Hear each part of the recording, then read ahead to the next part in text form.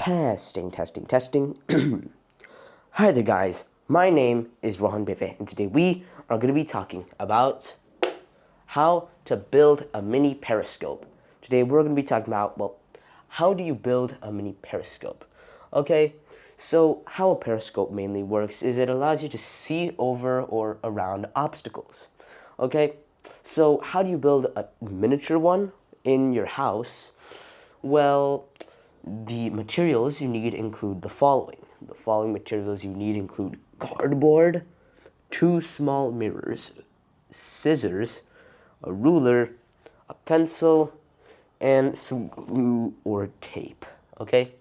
So how do you build a mini periscope, say? First, step 1. Take your piece of cardboard and take your scissors and your ruler and your pencil and cut out a rectangle, a cardboard rectangle with the as rough as not estimate but dimensions being 10 centimeters wide and 25 centimeters long. Okay, so you should build that small of a cardboard rectangle.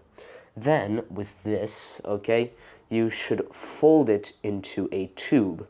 Once you folded it, glue or tape the edge on the top to make sure it's firm and it's in a tube form. Okay, so now we have a cardboard tube.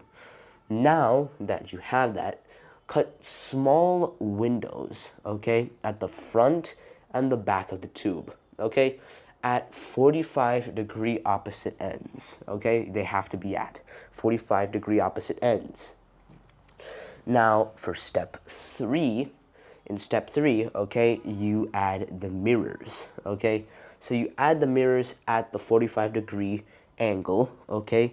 And they should face each other, okay? But they should be at opposite ends. So once you put that together and you glue it to make sure it's firm in there, you've built it. So how does it work? You see, when light enters the top, okay, it hits the mirror, but since it's at a 45-degree angle, okay, it bounces off in a zigzag pattern, then hits the other one, and then reaches your eye, okay, allowing you to see around a few obstacles, okay?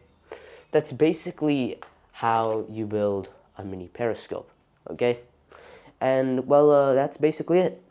Thank you for watching this video, and hope to see you next time. Bye-bye!